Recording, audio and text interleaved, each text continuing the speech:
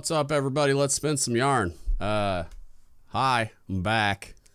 Sorry it took me so long. I've kind of been chomping at the bit to get back at this, and I got myself into a little bit of like analysis paralysis, like what I was going to do next and why. And then today I finally just decided, fuck it, like let's just do something, get the ball rolling, kind of give myself a little bit of a push start here. I've been wanting to get back into it for a while. I've noticed, and thank you for all the support. I've noticed that while I've been gone, especially during the Chiefs season, which just wrapped up, that the YouTube channel was going nuts. Everybody was passing around a lot of the videos, especially all the Initiation Chronicle stuff. Same thing with I noticed the analytics on SoundCloud. So I appreciate everybody passing it around. I had a bunch of people getting a hold of me to figure out ways to download stuff or send them links or whatever for specific Chiefs season related material. So I appreciate it. It gives me a lot of validation for all the time and effort put into this thing, and just an affirmation that a difference is being made when I get those kinds of messages and people kind of hit me up and let me know that either the podcast helped them. Like I did a bunch of charges this year, even though I haven't been super active. So I don't know. Just thanks. It helped me kind of get excited about it again too, even though I already sort of was. I have this weird idea in the back of my head about doing a different podcast on totally unrelated things, but I don't know if I'm, it's kind of like putting the cart before the horse. I feel like I still want to do this. So I need to get back to a place where this is my regular thing, and I still would love for this to be my job. I just don't know how realistic that is at this point, but we'll see. But yeah, so I've had this idea kind of kicking around in my mind, especially this year. I haven't had any real meaningful involvement in the Chiefs season outside of interactions through the podcast platform in quite a bit. I mean, I've done a handful of charges for people I know personally. And I went to a pinning ceremony when I first retired for one of my old NMTIs, one of my instructors from the A school. Been to some retirements and stuff, but that's unrelated. Yeah, I haven't been involved in events or at a final night or anything like that in a long time. And there's reasons for that. First of which, and most prominent of which, the thing that keeps me away from final nights, and I think I've mentioned on the podcast, is that I just kind of assume that I'm going to fundamentally disagree with most people there, and I have very little faith in my ability to keep my mouth shut. And I'm not saying that there's a debate to be had on whether or not I should have to or whatever, but I don't want to be a distraction, and I don't want to start arguments with people, and you know what I mean? This isn't about me, and I'm not the guy anymore. I'm not the person that's charged with putting these people through the Chiefs season anymore. Yeah, there's argument for pseudo involvement and that I still have something to give and all those types of things, but one of the reasons I retired was I thought I could make a bigger difference through this platform, which has proven to be true year after year. It's not the same, but I think I make a broader and bigger difference this way. But then, yeah, I've been invited to some final nights. I'm more than willing to come give training if that's ever a thing, whether it's a Chiefs season or not. If somebody just wants to do whatever they're calling it now, a Sailor 360 training, or even even if it's you're doing the ELD courses and you want me to drop in, make sure it's cool with all your people, your chain of command and such. But yeah, I'm always down to do that kind of stuff, especially locally. I have no issues. If there's gonna be travel involved, somebody'd have to buy me a plane ticket and shit. But I'm not gonna charge you a fee or anything. Or I could do it remotely, which is probably the more practical thing. And I'll totally do those things just for fun. I'll do that just because I love y'all, and it's not something I'm trying to. I might do speaking engagements in the future for a fee. That's a thing I have on my whiteboard of shit I might do with this platform. But for now, especially if it's chief related, even if it's not, if it's enlisted related, or even a wardroom wants to talk about leadership development, and it can be formal training, it can be me just like, y'all just want to chop it up and we could do a live stream, schedule it that way, whatever. I don't care. I'm always down to do stuff like that. Because of the purpose of this podcast. It's like, that's kind of the whole point. Like, that's why I do this.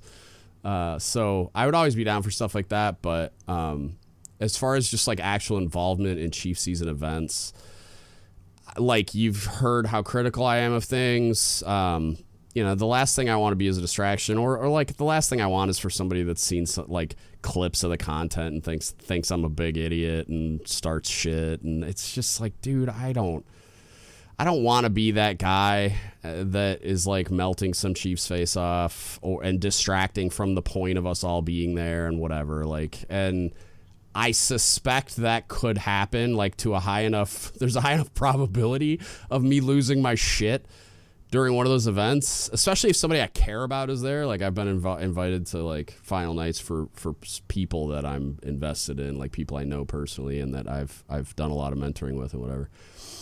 I would snap, because I just don't think, for the most part, and it's like, I guess there's a chance I could always roll a good mess that's doing it completely right, and I come out of it with my faith in humanity and the Chiefs process generally restored to a degree or whatever. Like, that could happen too, but all that is to say, I haven't been around it since I retired a whole hell of a lot. And so the premise for this, and it came from a lot of things. I started thinking about, like, I wonder how my analysis of and feelings about the Chiefs season have evolved just over time generally, but especially in the 3+ years since I've retired. Actually, I think it's about to be 3 years at the end of this month. Yeah. So in like a week, it'll be 3 years. I was curious to understand how they've evolved. And so I spent the morning today, I think I got 5 episodes deep into the Initiation Chronicles playlist. First of all, sorry for the road noise. That's just what it was back then. That's how I started off. I was active duty on a submarine for a lot of that. And so that's when I had time to do stuff. So I was just listening to some of that audio, and I was just like, good Lord. But it's it got better. I figured some stuff out later, but early on it was rough. I actually learned that from one of the first podcasts I started listening to. The guy said he started doing it on his drive home, and I was just like, better than doing nothing. So there's that. But yeah, I got I think 5 or 6 episodes deep. I should have labeled them better, and I'd have a better idea of which one I'm on right now. But I was kind of surprised, to be honest with you. And a lot of that, I did some of those. I want to say the majority of the Initiation Chronicles stuff got done when I was a senior chief. On my 3rd submarine before my final shore duty, where I made Master Chief. So that 3-year time frame, I think I might have done 1 or 2 of them while I was a chief at the A school, or maybe I had just made senior chief or whatever. But so that's the timeline. So it's more than 3 years ago for the majority of that. Those podcasts were uploaded far before I retired. And so it was interesting because I know to an extent I was curating my inputs or outputs. I don't know, whatever. I was curating what I was saying because I was still on active duty. And I've discussed that before. I had more radical feelings about things at that time that it didn't feel appropriate to express to the degree that I wanted to. And I think some of those, what I would consider the more radical or just divergent beliefs from the Chiefs mess in aggregate, I think even a lot of those have evolved too. I think I didn't get as kind of harshly critical of the Chiefs season and start talking about leadership and competence the way that I do now and the way that I have the last few years until towards the end. That didn't fully, I was kind of holding out hope. Those thoughts didn't fully crystallize in my mind until towards the end of my career. I think I think being at that flag command, because I always thought, I'm like, if I just promote enough, I'll find the room full of smart kids, like I found a lot of anomalous, awesome people. Like my buddy JC just retired. Shout out to you, dude. I love that man. I hope he's listening to this, because like, he's just one of the good ones, and he just retired. So unfortunately, it's a loss for all. Everybody's still wearing a uniform and punching a clock. But and my buddy Travis, who's also probably, if he's not retired, he's about to be. He was a nuke that I just fucking love wholeheartedly. Like, he's just such an awesome dude. He's brilliant, and he gave a shit. And so, like, I did find a few of those people, but, like, for the most part, it was kind of the status quo. And for me, what was most disappointing is when I would get in rooms with, like, high-level CMCs and flag officers, and it was just kind of like I had one flag officer at the beginning of my time there, fucking incredible, Doug Perry, best admiral I've ever worked with, for, around, in the general vicinity of.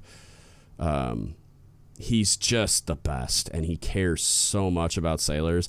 And bizarrely, as a submarine officer, what is it? I don't even remember the number anymore. 1120s, I think it's 1120s. Whatever. Nuclear engineers on submarines, like nuclear trained officers. None of them are like Doug Perry, and goddamn, none of them like cooks, except for Doug Perry. Like, he loved cooks, and I just thought that was the most refreshing, logical thing in the world, to like support that group of people. If for nothing else, you don't want anybody extending the 30-second rule to a 5-minute rule for your food before you get it. You know what I mean? Like, these are just some dangerous things that can happen. I would never do that. I have never done that.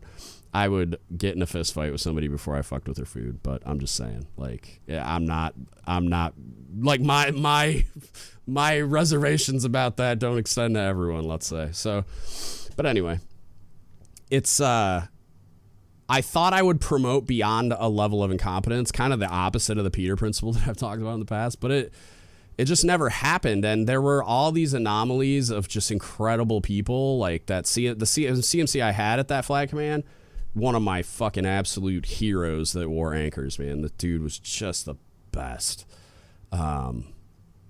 He was a lot like me, but he just had this like superhero quality to him, where, like, I don't know, man. Shout out to my dude Gabe. He's fucking love that man, and he cared in a way that I've never seen occur in anyone but me and a few others. But for him to be in that role in particular, man, it gave me hope.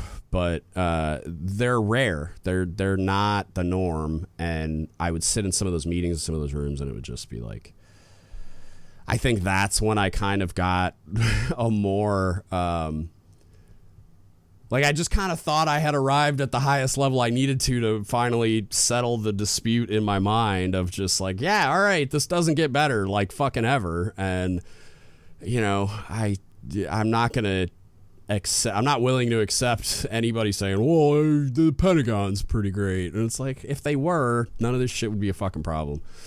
And again, like, I'm sure there's great people everywhere. I'm sure there's great people at the Pentagon. There's great, but like, I'm talking about, like, generally, I never arrived at that place. And so I think a lot of my opinions about the Chiefs season and the Chiefs mess, like, kind of like the sum of its level of competence was too low, and it was harming sailors, and it was our fault, and it was the organization's fault, like the Navy overall, like, big Navy at large, like when we're talking about they in relation to the institution, it's like at large, it's just not great. Like, it's not even not great. It's like dysfunctional and needs like immediate improvement if we're going to ever mitigate any of the negative effects it has on junior sailors. Right. So I wanted to do like a retrospective talking about just kind of like how my feelings have evolved about all of it. And one of the things I noticed, and again, I don't know how much of it was me filtering, like, to not be unprofessional, because I was still wearing the uniform and still active duty. So I just felt like there were lines that it was not appropriate to cross while I was still in uniform. And how much of it was like my opinion was different then. You know, like my analysis of it was different then. And I do think, having listened to the episodes that I did get through, and I'll finish the rest tomorrow, I do think some of it was just my opinion has changed over time. And I think, again, like I had mentioned before, a lot of it crystallized more when I got to the flag command. Sorry, I'm just adjusting my chair so it'll stop reclining. But I was talking about things, I was saying, unironically, some of the things that I kind of, I don't make fun of, for lack of a better term, that I use as like the arbitrary, like untethered to any actual training objective or definition or whatever type lines that people deliver during the Chiefs season. Like, oh, you'll understand later, pointed barbs and shit. You know, like learn how to say no, learn how to ask for help, all that kind of shit that you, like if you made a doll of a chief and pulled the fucking string and it gave you all these one-liners to a chief select. It's like, it would be that kind of stuff. Oh, you'll understand later. Pointed barbs and shit, blah, blah, blah. And so it's like that kind of stuff. I was like actively saying and supportive of some of that. I think I was trying to navigate it in a way where, like, I think I certainly had started to doubt a lot of the stuff, but it was like, I also thought at the time the way to fix it was to like be the change kind of shit, do it from the inside. So maybe if I just believe harder, maybe it'll make a difference in some way. And I kind of think I might have thought that if I could just get them, like, I definitely had this disposition while I was active duty for a good portion of my time as a chief, where it was like, if I could just get them to me, you know, or someone like me, but like if I could just get them under my sphere of influence for training as a chief or the chief season or whatever, then I could build good chiefs. Like, I knew that I had done it before, but also just almost like I could make the things actually have meaning. Like, cause it's one of the, like the chief I feel like I'm explaining this terribly. I feel like I'm trying to grab like handfuls of Jello. It's like, the Chiefs season is such a subjective, just like untethered experience where it's like I've said before, there's no formal guidance. There's no policy documents. There's no training objectives. There's no master course document. There's no IGs. There's nothing. And there's not even a mention of it in the enlisted leadership development instruction, like the curriculum instruction, or not. It's not a curriculum, but it's like, it talks about all the mechanisms. Everything's mentioned. And like ELD, Senior Enlisted Academy, even DEP. Like the before you join the Navy thing. And the chief season is not even mentioned. And it's, one, begs question why, but that's not really what we're here to talk about. And then two, it creates this weird, gray, hazy, subjective, hand-me-down, tribal knowledge-based evolution that we treat as though it's a mandatory leadership development training event. Which I guess it kind of is, sort of, maybe, but even that's subjective because there's no policy document that says it's mandatory. It's just like somebody said you need to do this. I know I've gotten a lot of weird messages this year about people getting forced to sign page 13 saying it's voluntary, or one case where like they didn't sign one, but it magically appeared somehow, which was bizarre. I think that was a reserve unit, but don't quote me on that. And it's just so like undefined that I thought at the time, it's like, okay, because it's like the upside of it being that undefined and just amorphous and directionless to a large degree. It's just like, as long as we check a lot of the boxes, which back then, I mean, it was like anchor auction and dumb shit. Like as long as we check some of these boxes, everybody's just going to kind of shrug and say, yeah, okay, show up, park at the selectees, do the egg division shit. Are they getting their charges? Kind of, but whatever, do some PT and then do final night. And then they added some mandatory stuff in. Like first it was, before teaching the creed, it was something else. And I'm not what was it? It was like it was related to CPO 365, but there was like a mandatory thing, I think. Maybe I'm misremembering. I don't know. Clearly it wasn't that impactful. But it's like they started to incorporate some more formal-ish stuff. But even that, it's like, okay, like where does it say teaching of the creed's mandatory besides somebody just says it's mandatory every year? Like show me in a policy document where it says that it's mandatory. So like you're just in this place where it's like everything's kind of like this weird, like formless, shapeless, fucking directionless thing that if you get one of those unicorns I was talking about earlier, an anomaly of a leader in charge of it, you have room to create a really robust, meaningful process that does as much as possible in the time provided and with the resource provided to prepare those selectees to be chiefs. And it can be really great. And that's why I ran the season every single year that I was active, except I think the last one. I definitely didn't run it the last year I was in. And then my first boot year as a chief, I didn't.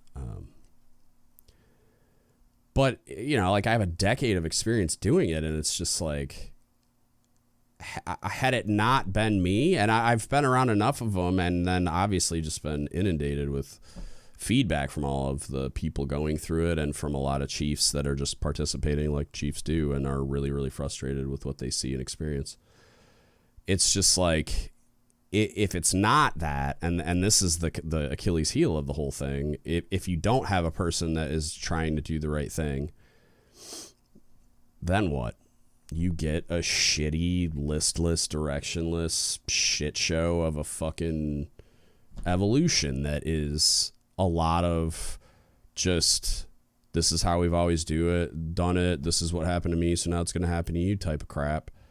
And what I've been noticing the last 3-4 years is like selectees are so much sharper than we were, and they immediately pick up on how absurd it is and how it's like the emperor has no clothes and this is bullshit and this is not how you're supposed to be treating us. This is not how you earn a person's trust. Like, this is not how you assimilate somebody into the culture of an organization you want them to join, etc. And they're immediately disillusioned. I get so many messages from chief selects or first classes that have observed some stuff and they're close, you know, they're board eligible and just haven't made it yet. And they're talking about how it makes them not want to be chiefs anymore. You know, like mid-season, I'll get those messages from selects, but especially like the ones that are really... I think it's more of a red flag that board eligible first classes that didn't make it, like their friends telling them about it or they're observing some stuff or overhearing some stuff, and they're like, I don't even want to be a chief anymore. Like, because it's so gross and just like it's very easy to see why so many people distrust the mess generally and chiefs.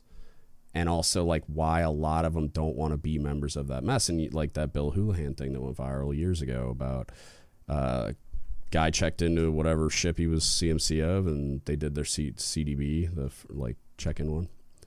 And he told them, I've never met a chief that I wanted to be, ever, in their whole career. And I think they were, like, that was their second ship, probably. And he wrote that on his whiteboard and made this big rant about it. I did a podcast about it a while back, but, like, when he put it out. But it's like, and I mean, that was 5-6 years ago probably. So it's like, it's not getting better. I can tell you that for free. And it's really maddening to see. Right. And so as I've went back and listened to a lot of this stuff and just wondered at how my opinions have differed, I think a lot of it was, I was trying to be a good chief, whatever that means. I was trying to like be a good member of the mess and support it in any way I could. Cause I did always believe in like, there's like this level of professional loyalty that's kind of just like default, unless they'd have to like do something really insane to make me kind of bail on that. And what I mean by that is like, I've had bad chiefs, like really, really bad chiefs, just empty uniforms. To the point that I shit you not, as a board eligible first class, I was told by several different chiefs in the same mess that I should just run over my chief. Why am I even letting him do anything? You know, like because you're obviously the smarter one. Like just like start eating his lunch and make him look stupid and run circles around him, blah, blah, blah. And I'm like, that to me, even though this guy, like, he wasn't a bad person, he just wasn't meant to be a chief. Like, he shouldn't have been in a leadership position.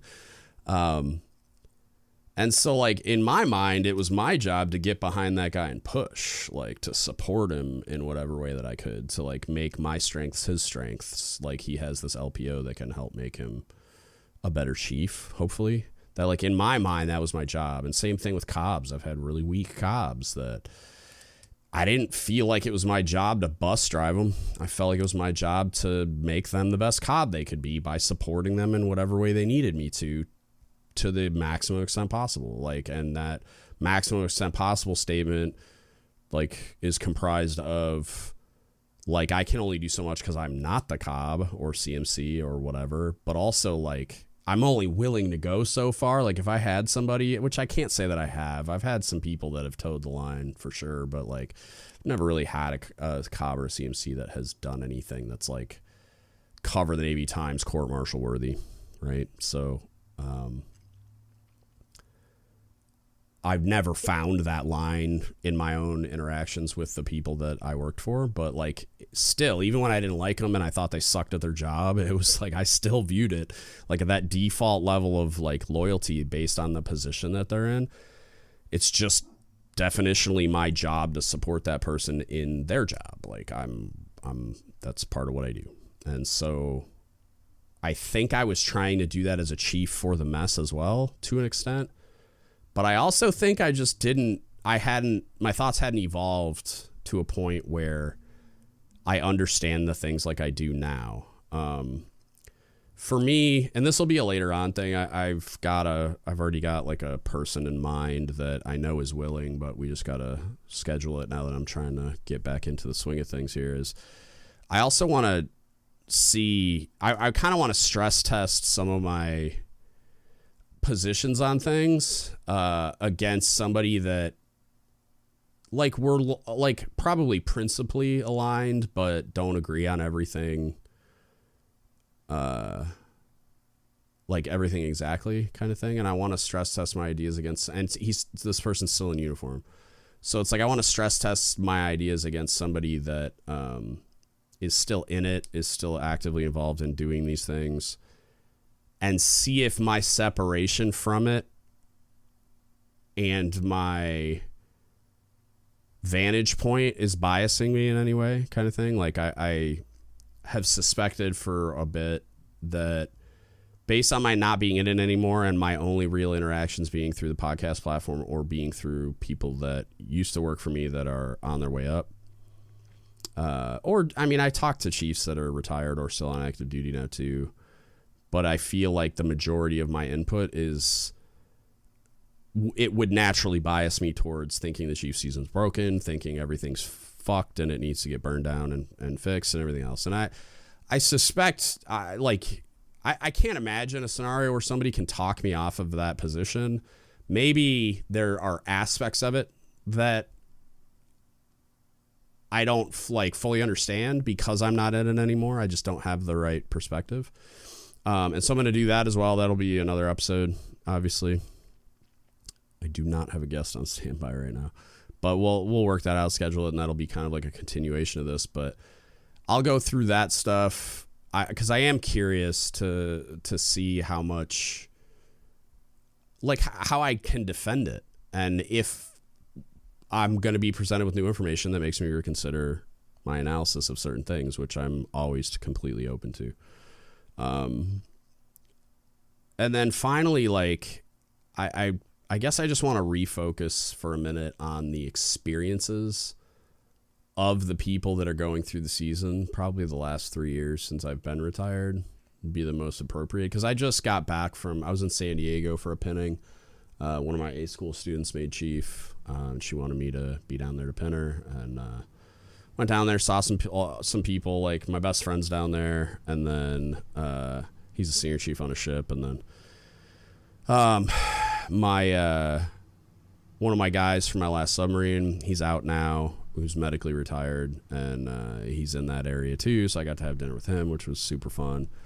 And then went to the pinning, right? And they invited me to final night for that one too, and I respectfully declined. It was a reserve unit. She did 10 years active duty and then got out to do reserves because her husband is active duty as well, and they have a kid. And so, like, I don't know. I know people do it, but I've seen a theme with mill-to-mill couples from that time in my life where it seems like one person usually transitions out and does reserves or does something else. But yeah, she's amazing, and it was super fun. But they invited me to final night, and I was just like, I don't think I got that in me anymore.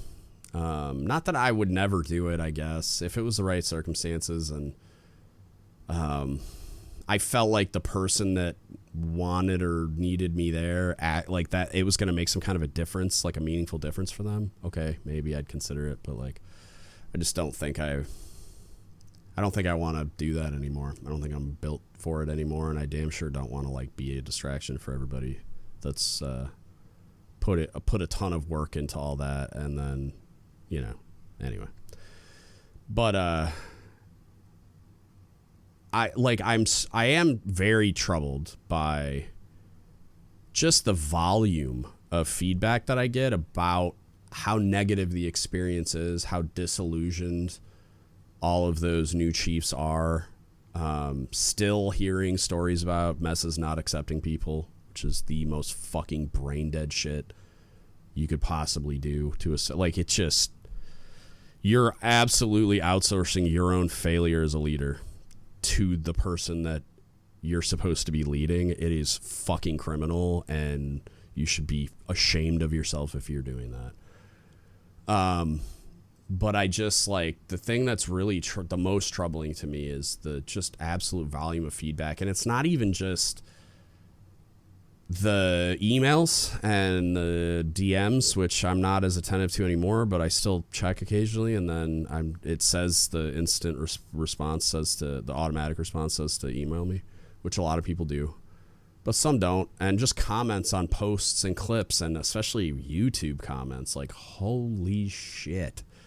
The amount of just vitriol about how fucking stupid the Chiefs season is, and how, like, brutally fucked up their experience was, and the stress they went through. And, like, at least once a year I get, like, a couple of, it's at least once a year, but generally it's like more than once a year, I get like a couple, if not more, stories or people reaching out going like, hey, either my spouse or me or whomever, someone I know, is like having acute mental health issues as a result of the Chiefs season experience. What do I do? And it's just like, I have such a hard time reconciling the supposed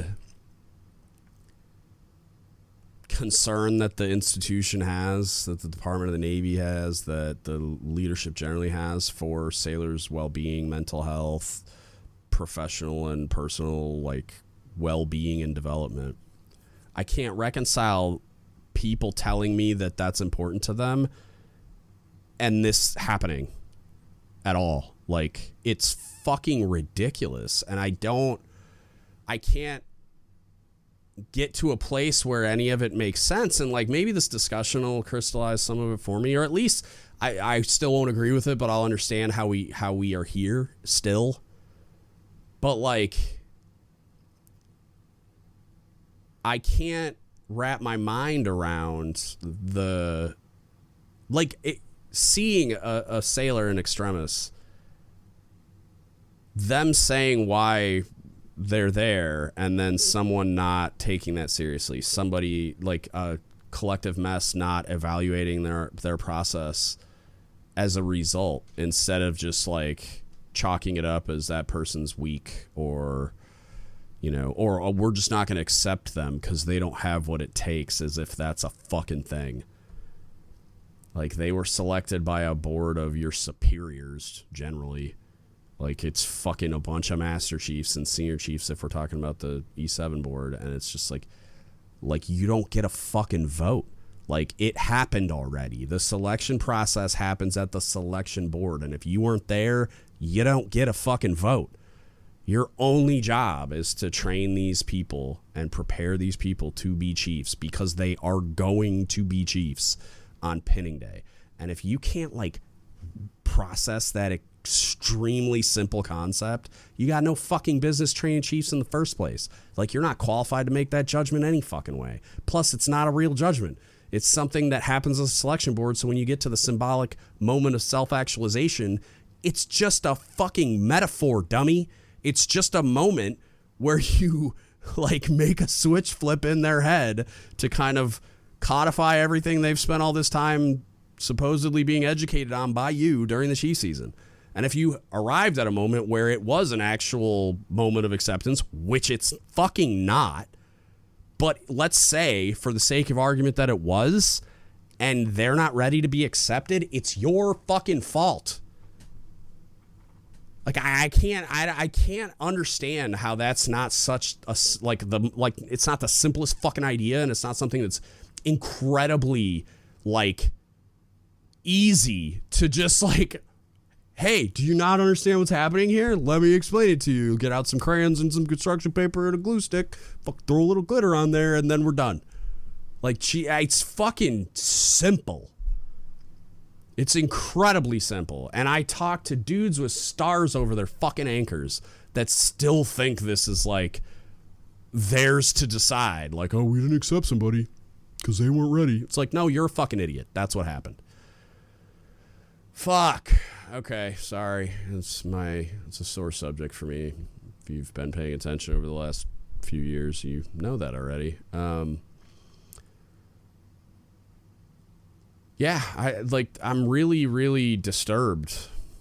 And it's like it shows no signs of slowing. Just keep getting inundated with this type of feedback and people shooting up flares and asking for help and just venting and just relaying, especially like I feel like the comments in the YouTube shit, like the YouTube comments, I feel like that's almost just like graffiti. It's like a fuck you because they wanted to say fuck you. You know what I mean? Like, that's how bad it is. It's not even just like,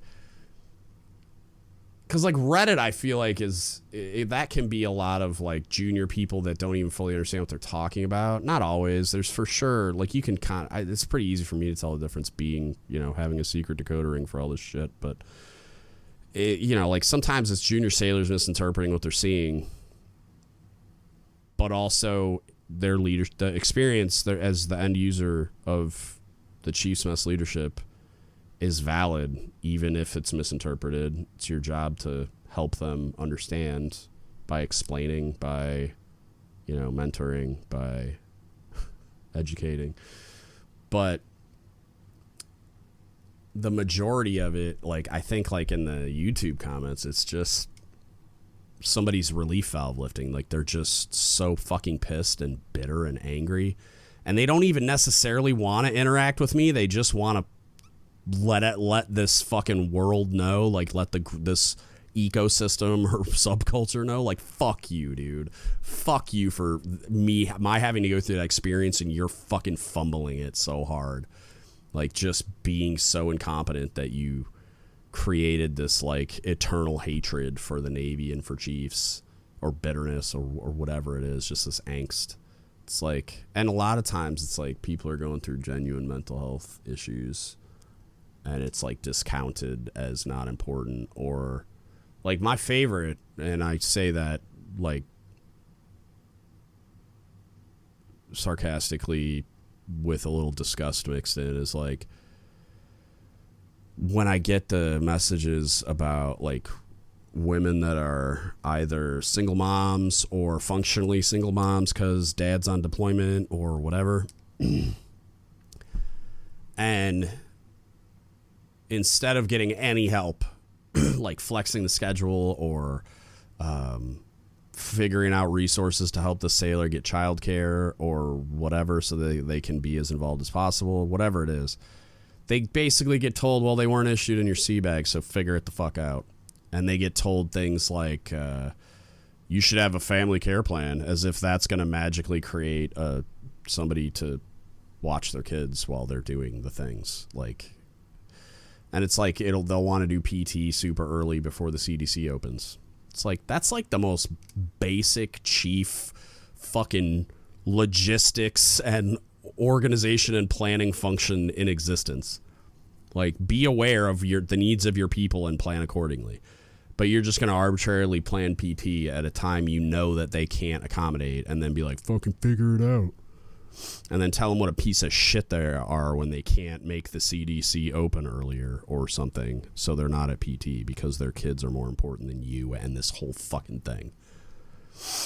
And it's just like, the lack of just like empathy and basic fucking understanding of the needs of your people. It's like these are like the fucking Crayola crayon simple basic boilerplate neat like functions of a leader. Like, know your people, know what they need.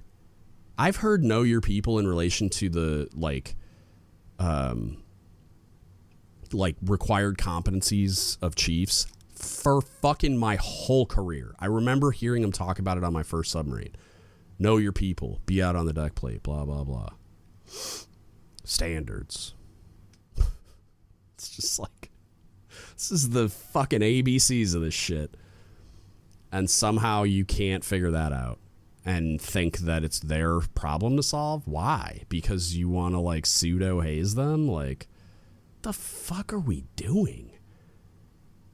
And so like that's the stuff that's the most troubling to me. And I think what I need to figure out is like, I guess like one, if that is skewing my understanding of what's really happening, which I don't know how that would be true, but maybe. And then like two, if it is, do I even give a shit? Because I feel like my reasons for being appalled with the things that I think merit being appalled by, it's like it's not always going to align with what would be required to get that response out of someone else that's like still in uniform and still doing the damn thing. Because I know there are people out there that believe the only way they can do the job is by putting it over everything, including their family. And like, I've heard people talk, like I've heard Jocko talk about it, like when he was, which, you know, like a little different being a SEAL doing what he was doing, but like he just could not prioritize anything else over what he was doing because the stakes were so high and he needed to be so dialed in and focused. So it was just like, I presume it was like with his family, he was just like, you know, like this is what you're signing up for. If you're cool with that, awesome. But like, if not, I warned you, you know, like I assume it's something like that, but like, which is fine. I'm not telling anybody how to live their life. I'm not passing judgment on anybody. I'm just saying, like, I think I disagree with that being more important than your family. I understand how for a period of time it'll get prioritized over family time, but I think that's a different thing. And I would imagine he would probably agree, but I don't know. Who knows? But I just don't think that that's real. Like, I don't think it should ever be a starting point for anybody evaluating these types of things. So, I don't know how I'll get moved off of any of this, but I'm interested to find out if it's possible. And I invite, you know, anyone to provide any feedback or kind of like their take on things. But I don't know. Like, I think it's probably gotten worse. I have this kind of rough theory in my head of like seasons. It's kind of like they did them, and then it was like the original. So this doesn't apply holistically. Like, if you go read A Tradition of Change, like, this analogy isn't perfect. But like, basically, when we got to like a more modern version of what the Chiefs season kind of looks like now, so like maybe in the last 20 years, it's like we've just been making a copy of a copy of a copy of a copy. So it's like, you know, put it in the Xerox machine, copy comes out, then you take that copy and it becomes the new master, and you burn another copy.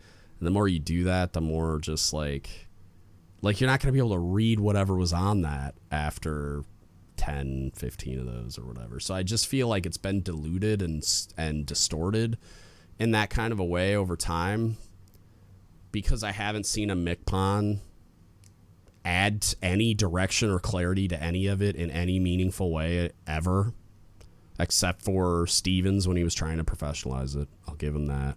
And I think Rick West he was trying to do the same thing with like CPO 365, but none of that stuff was kind of like codified in a way that would have staying power. Like, you need to sign out an OpNav or a BPERS instruction or whatever, wherever it fits. I don't fucking know. It'd probably be an OpNav, I would imagine, but who knows? And it just needs the CNO signature on it. Like, this needs to be like an instruction that the whole Navy is subordinate to, that provides guardrails and learning objectives and some kind of fucking structure and rules. Like, there needs to be policy. There needs to be a procedure. And yeah, leave room for every warfare community platform, whatever, to like program in what makes sense for them, their mission set, their schedule, and their own specific heritage and the things that are important to them culturally. But like, generally, leadership's leadership. And so like, it should all be the same. And like, and I'm convinced at this point that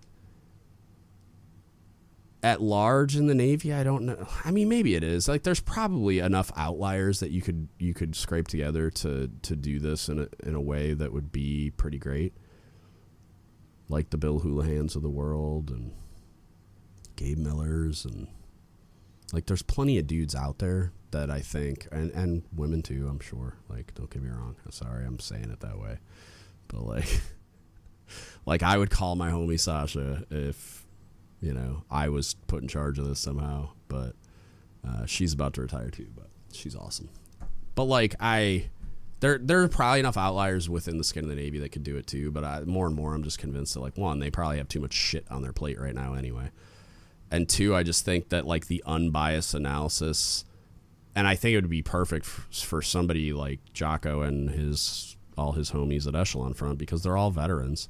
So they all understand military leadership, and I feel like you need that context, but you also have to be a hyper-competent leader that studies this shit and is obsessed with it, and he also has a ton of experience, and his team has a ton of experience analyzing organizations and providing the feedback that they need and so on. I mean, I'm sure he's never done one quite as big as the entire fucking Navy, but and maybe, you know, you turn that into bite-sized pieces, and they spend time with each warfare community for a while, and then they kind of like create an overarching policy document, and then maybe they go community by community and do more in-depth analysis and then provide recommendations. But like, I don't know that it's the best idea for us to do it for ourselves, because we've been doing it for ourselves for over 100 years and it's not getting better.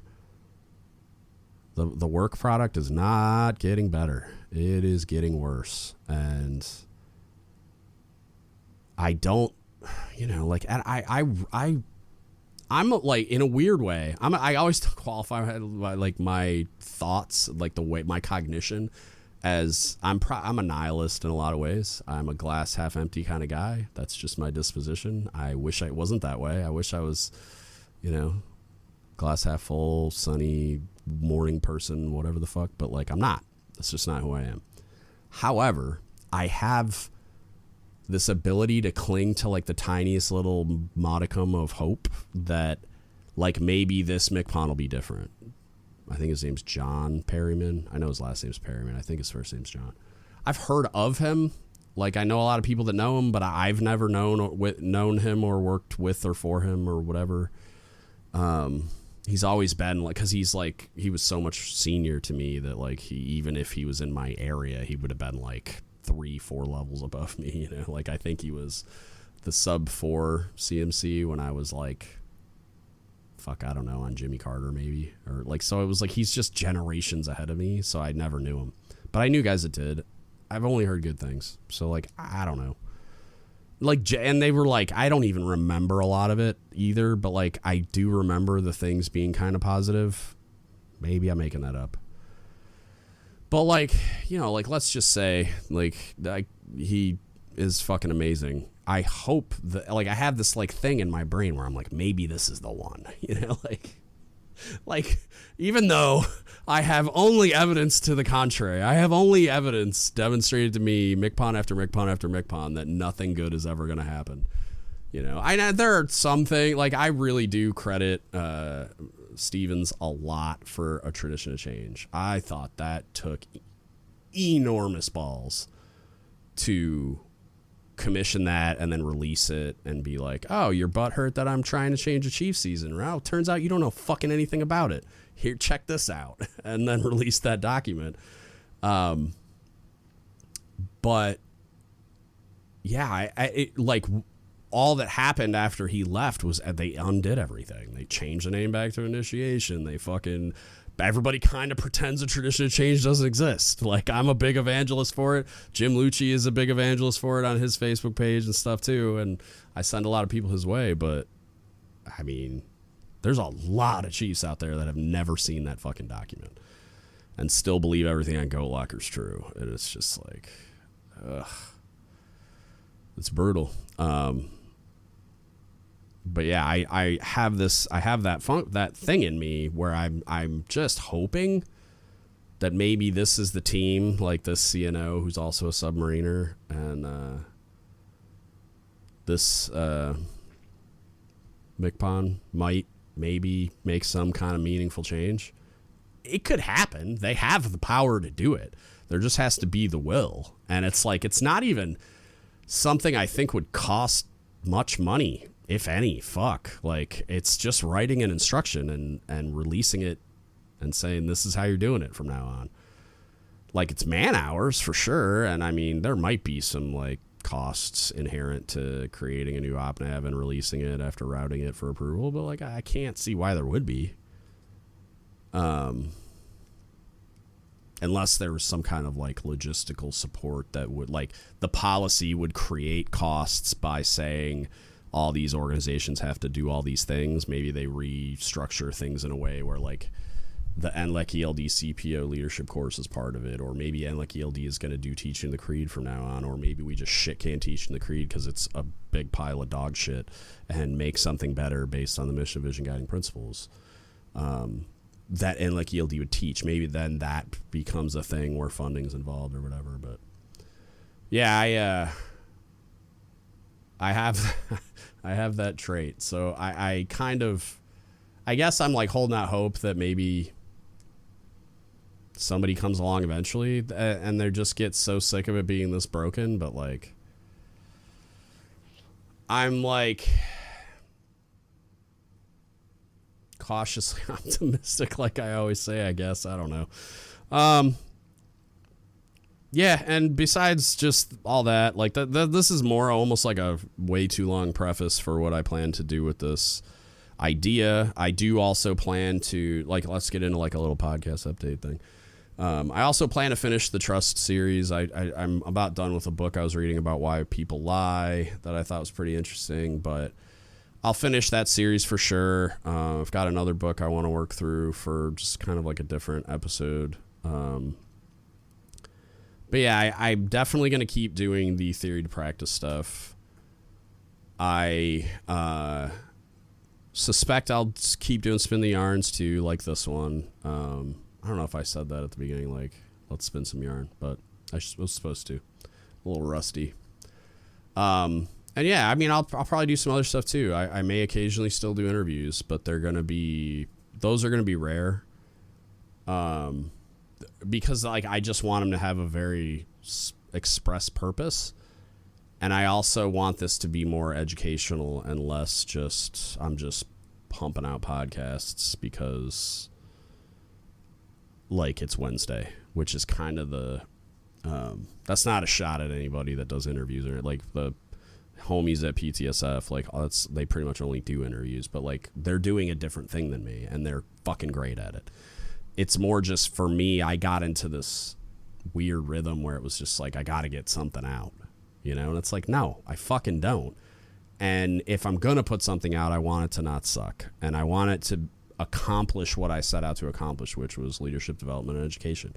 So like, I'm trying very, very hard to like, this is the rubric here for like, like what I'm doing and sticking to that. And so that may lead to some gaps here and there, but I'm comfortable with that. I do intend to at least try to get back into like a weekly, where like once a week, if not more. Like I want to get to that place, but I'm not committing to anything, and I'm just going to kind of like take my time working my way back up to getting like doing all the things. But yeah, I think I'll work on scheduling the interview with that dude, and that'll probably be the third piece in this, because I also want to like, I want to do a little more of, I almost want to do like a rough draft of what I think the Chiefs season could look like. I don't want to say should, because it's awfully presumptive of me to think that I'm the only dude that knows how to do it right. I just want to like sketch up a draft of like what I think it could be, and then kind of like see how people react to it, I guess. And I won't ever say that this is how it should be and then try to like argue in support of that against every other model that anybody ever proposed. It's like, that's not at all what I'm trying to accomplish with that. It's more just like a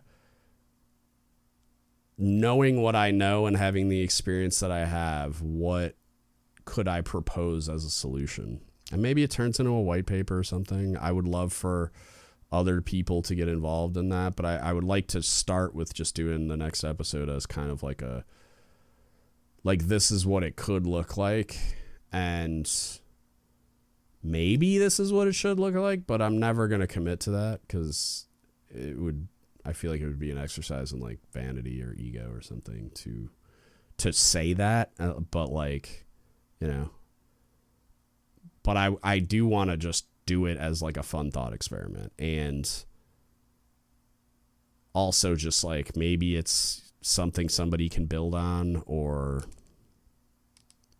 I don't know, like maybe it turns into a white paper and then gets sent somewhere, and then they take it and run with it and change it however they need to change it and make it make sense, and then turn it as their own homework. Like, because I don't give a singular fuck if I get credit for any of this shit. I just want it to get better for the people that I love and care about. So, which is all of you. I know this was a little rambly. I just wanted to do the damn thing. This is like knocking some of the rust off for sure, but also kind of like a little update, but also like I wanted to set the stage for what I want to do with this Chief season retrospective type of thing. Like, I want to kind of analyze my own experience, and I want to kind of paint the picture of like, this is what potential exists for this evolution. Like, that's why I'll never stop defending its potential. Like, I will never stop criticizing until it's fixed all of its downfalls, of which there are many and they far outpace the benefits. But I've just seen these magical moments too many times when kind of everything just conspired to be awesome, and we had a lot of really great people in the room, and the scenario was just like a perfect storm for this really magical thing to happen. And I can't stress enough just how much value I think there is to that, but I think it also needs to be not left as much to chance. Like, there's always going to be intangibles and things we can't control, but I just think that what we could be doing that we're not currently doing is creating very, very fertile ground for those moments to happen, and for the change within people to happen that happens in those types of moments. And I think that would be what I'd be chasing as I sketched out this is what it could look like type of, you know, Venn diagram or whatever, outline or whatever I end up doing. So that's inbound. And then, yeah, I mean, I'm always open to feedback and like ideas. If you guys got things you want to see, hit me up. And also I do have the news thing I've talked about forever. We ended up kind of doing a change up where the person that pitched the idea originally kind of doesn't have time to be full all in on doing it, but I got somebody else that is, and so they're going to start it up. The original idea person may get involved at some point as like a contributor, but they're not going to be running the whole thing. And then it may end up being just one person for a while and then add a co-host later. But there is a Navy news podcast inbound that will be published through my platform called Port and Report. I didn't make up that name. Shout out to my home girl Tao. Ray Tao came up with that name, which I thought was pretty genius to do like a Navy news style podcast. And so Ariana's quarterbacking it. And then I'm pretty sure she's either actively searching for a co-host, may already have one. I'm not sure. We haven't checked in with each other because Chief season was keeping her busy. And then I was in San Diego until a few days ago. So, and then my dog, my German Shepherd, sweet baby Angel, she's laying right back there. You can't see her, but somehow got this gnarly cut in her leg, and we've been living at vets. Like, we were at an ER for like fucking 8 hours on Wednesday or Thursday. I think Wednesday.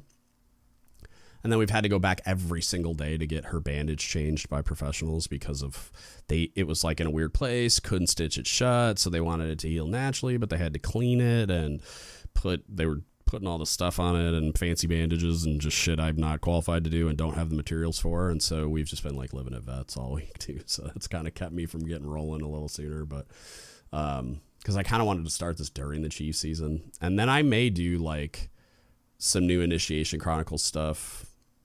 I might just save that for next year, but I don't know. Because as I'm listening to those, like, I'm kind of like, damn, these are dated. Like, I might need to just do like an update to those. And so I may kind of sketch out a whole series and just redo those. I'm not sure. But yeah, lots of stuff rattling around in my brain. Port and Report is inbound. As soon as Ariana can sit down and record the first episode, it will drop.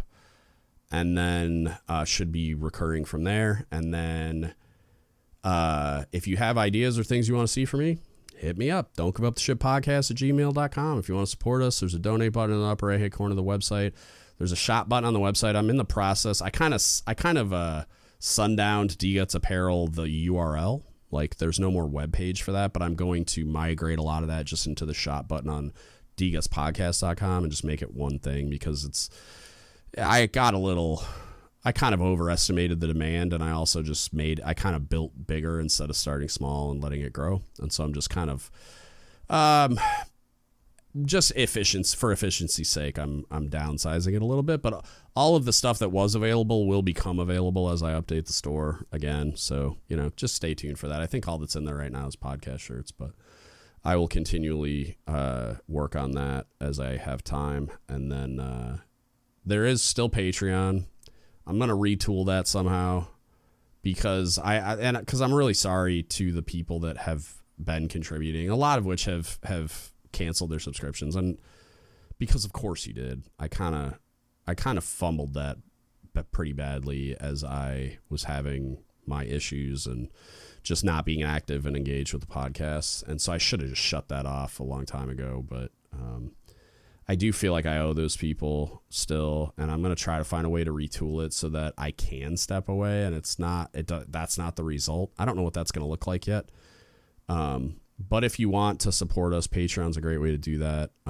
Again, I'm going to retool the tiers and stuff. But the best way, especially right now, as I'm kind of easing back into everything, is just like, share, subscribe, review on all the platforms for all the things, like share the YouTube videos. That helps. We finally got monetized, so there are ads on the videos now. I apologize, but I simultaneously don't, because it helps us make a little bit more money to do things for the podcast. Because like eventually I'd like to have a whole curriculum that you like become a member of the YouTube channel and you get access to like formal curriculum style lessons that are behind that paywall on YouTube and shit like that. So I think it can be really great as it grows, but that's a really great way, and it doesn't cost you anything. Like, just send somebody a YouTube link, subscribe to the YouTube channel, share, like tag people in clips on Instagram, follow us on Instagram, shit like that.